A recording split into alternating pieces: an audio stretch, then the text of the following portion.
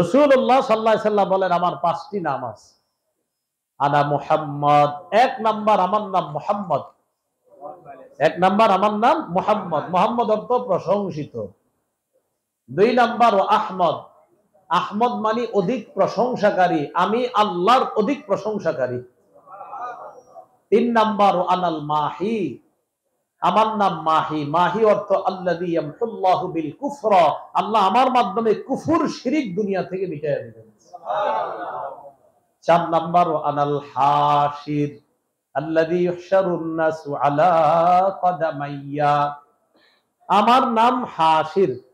হাশির মানে আমার চারপাশে সবাইকে সমবেত করা হবে। 5 নাম্বার ও আনাল আকিব, আকিব মানে আমি সর্বশেষ আগমনকারী নবী। সর্বশেষ আগমনকারী নবী হলেন মুহাম্মদ সাল্লাল্লাহু আলাইহি ওয়াসাল্লাম। এই হলো রাসূল সাল্লাল্লাহু আলাইহি সাল্লামের ব্যাপারে ভূমিকায় কিছু কথা আমরা জানলাম। এখন আমরা যে বিষয়টা জানবো, মানুষের সৌন্দর্য 2 প্রকার। বলেন মানুষের সৌন্দর্য কয় প্রকার? 2 প্রকার। 1 নাম্বার বাহ্যিক সৌন্দর্য, 2 নাম্বার চারিত্রিক সৌন্দর্য। বাহ্যিক সৌন্দর্য আর চারিত্রিক সৌন্দর্য উভয় সৌন্দর্যে আমাদের নবী সারা পৃথিবীর শ্রেষ্ঠ সুন্দর ছিলেন। দেখতেও সেরা, আবার চারিত্রিক ভাবেও সেরা।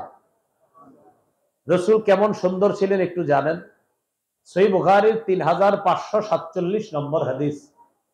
এই হাদিসের বর্ণনাকারী সাহাবী আনাস ইবনে মালিক রাদিয়াল্লাহু তাআলা আনহু, তিনি বলেন কানা রাসূলুল্লাহ সাল্লাল্লাহু আলাইহি ওয়াসাল্লাম রাবআতাম মিনাল কওম, রাসূলুল্লাহ সাল্লাল্লাহু আলাইহি সাল্লাম মাঝারি গড়নের ছিলেন।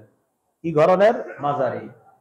লাইসা বিত্তাবিল, বেশি একেবারে লম্বা ছিলেন না, ওয়ালা বিল কাসির, আবার একেবারে খাটো ছিলেন না।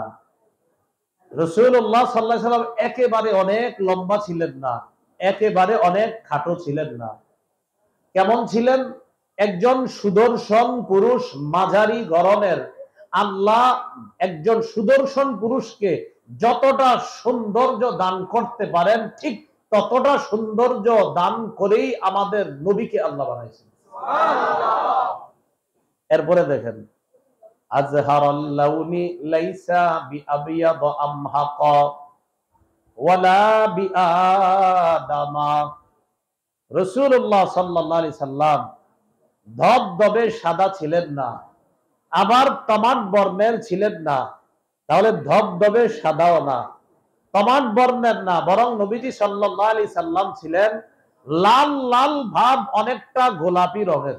সুবহানাল্লাহ। কি রঙের? গোলাপি রঙের, যে লালিমা লালিমা ভাব আছে। লাইসা বিজাদিন কাতিতিন, রাসূলুল্লাহ লাইসা বিজাদিন কাতিতিন, রাসূলের চুলগুলা একেবারে কোকড়ানো ছিল না। ওয়ালা সাবতিন রাজিলিন, একেবারে লম্বা লম্বা ছিল না। তাহলে একেবারে কোকড়ানো ছিল না, আবার একবারে সোজা লম্বা ছিল না। তাহলে কেমন? দেখলেই মনে হয়তো চুলগুলা ঢেউ খেলতেছে। সুবহানাল্লাহ। এরপর হযরত আনাস বলেন উনজিলা আলাইহি ওয়া হুয়া ইবনু 40 সানা, 40 বছর বয়সে তাকে কোরআন দেওয়া হয়েছে, তাকে নবুয়ত দান করা হয়েছে। ফালাবিসা বিমাক্কাতা 10 সিনিনা, মক্কায় তিনি 10 বছর অবস্থান করেছেন। ইউনজালু আলাইহি, তার উপর কোরআন নাজিল করা হয়েছে তখনও মক্কার 10 বছর। ওয়া বিল মাদিনাতি 10 সিনিনা, মদিনায় 10 বছর তিনি ছিলেন। এর মানে মদিনায় ছিলেন আসলে 13 বছর। আরবরা সাধারণত আপনার সংখ্যায় 11, 12, 13 এগুলা বলতেন না, ওই 10-এর পরের এগুলা বাড়ায়া বলতেন না, এই জন্য 13-রেও তারা 10 বলে ব্যক্ত করেন। কিন্তু রাসূল মদিনায় ছিলেন 13 বছর। মক্কার 10 আর মদিনার 13, এই হলো 23 বছর। 23 বছর অবস্থান করার পর কুবিদা, রাসূল ইন্তেকাল করলেন। ওয়ালাইসা বিলিহিয়া, রাসূল সাল্লাল্লাহু আলাইহি সাল্লামের এই ইন্তেকালের সময় হযরত আনাস বলেন ওয়ালাইসা ফি রাসিহি ওয়ালা লিহিয়াতিহি 20 শাআরাতান বাইদা, রসুলের চুল আর দাড়ির মধ্যে 20টা সাদা চুলও তালাশ করে পাওয়া যায় নাই ইন্তেকালের সময়। এখন কথা হলো, এই হাদিস বর্ণনা যিনি করেছেন আনাস, তার ছাত্রের নাম রবিআহ। কি নাম ছাত্রের নাম? রবিআহ। এই রবিআহ বলেন, রাআইতু শা'রাম মিন শা'রিহি, আমি রসুলের একটা চুল দেখছি, ফাইদা হুয়া আহমার, চুলটা দেখলাম লাল। আমি হযরত আনাসকে প্রশ্ন করলাম, আল্লাহর নবীর চুল লাল কেন?